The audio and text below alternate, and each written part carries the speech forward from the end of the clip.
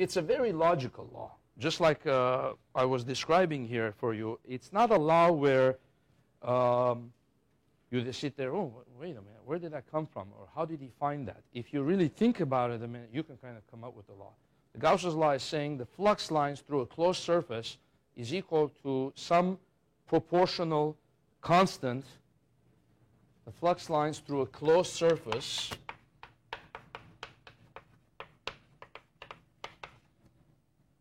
which is defined as the integral, closed line integral, closed surface integral of E dot dA.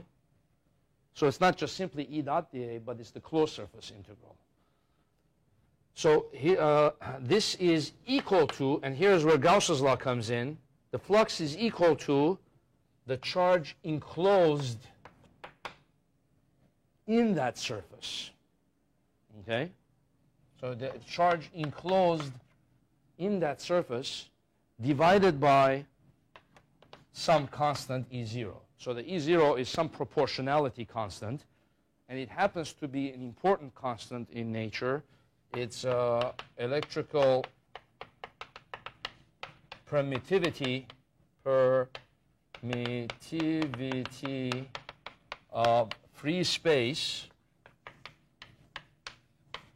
That's the name of it.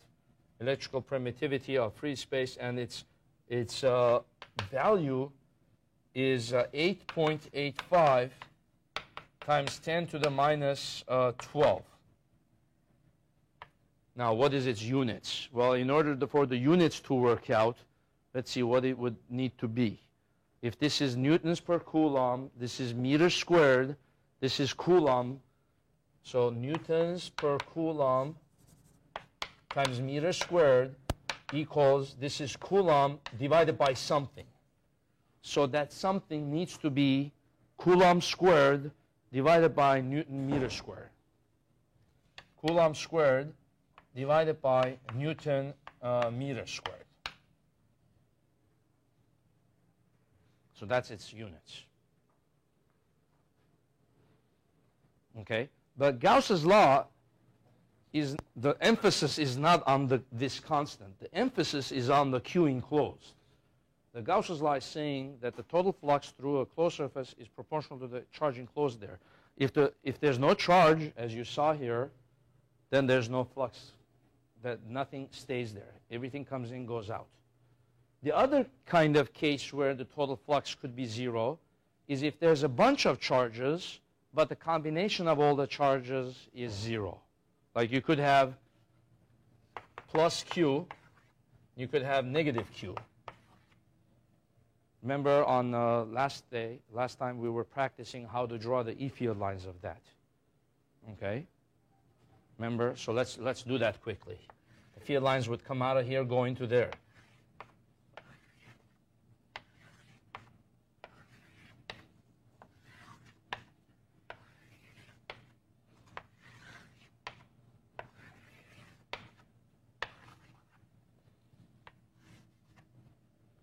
Okay? We could actually use Gauss's law to help us draw field lines. So one use of the Gauss's law is to enable you to draw field line configurations correctly. If I draw closed surfaces now, if I draw a closed surface through the whole thing, what should be the total flux through the whole thing? Through that closed surface. Now in this case, I'm doing a two-dimensional version of it, right? I'm assuming the charges are two-dimensional, the field lines are two-dimensional, and my surface is two-dimensional. But in reality, this is actually three-dimensional, right? The charges are like balls. The field lines are actually in 3 dimensions like this.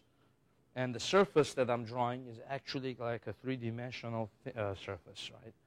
But the answer is still the same. The flux through that surface should be 0 because the total enclosed charge is 0, right? So if I call this surface 1, the flux through that surface 1 should be 0. And if I did it right, it should be 0. Let's count them. This one is going in, so -1.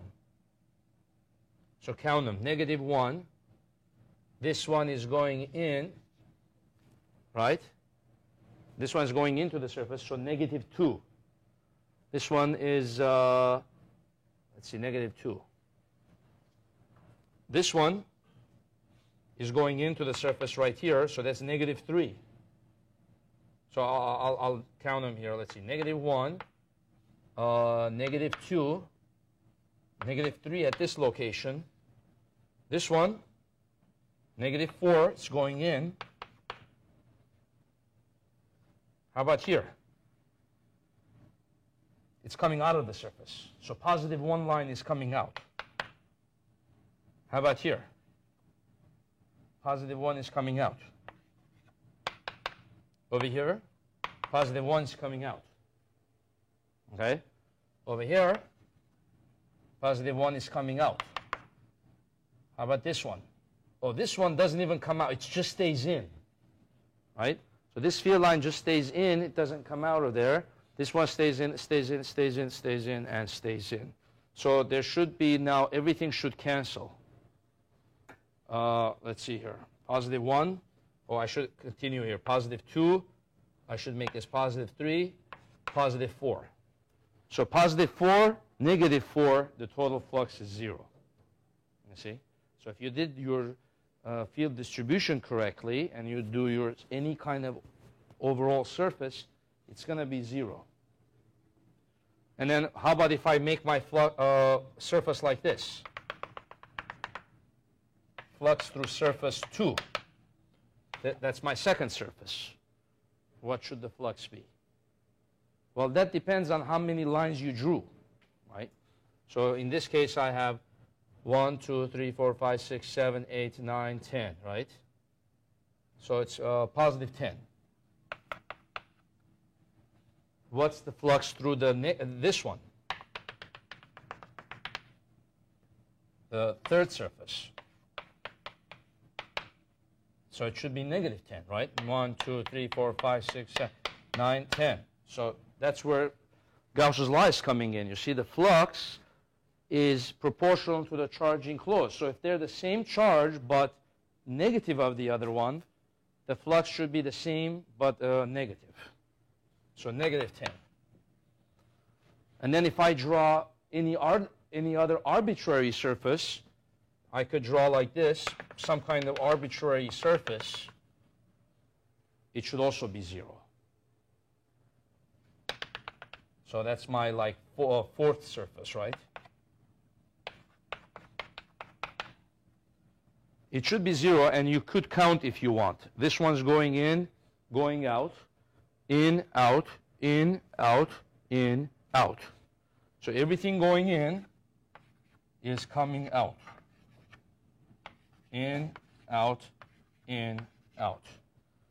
So the flux is 0, you see. So Gauss's law is really working here.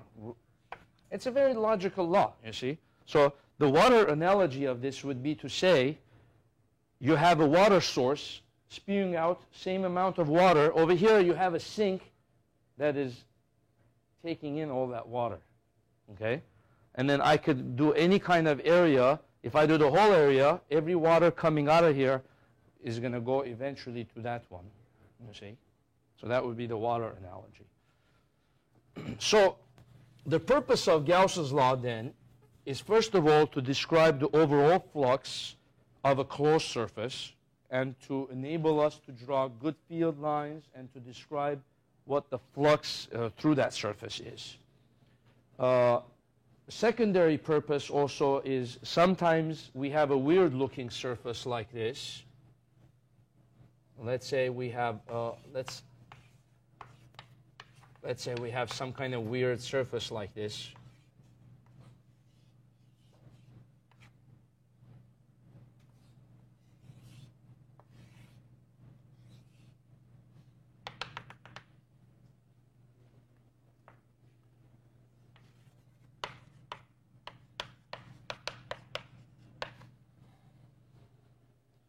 So let's say we have a weird surface like that, and I ask you, what is the flux through this portion of the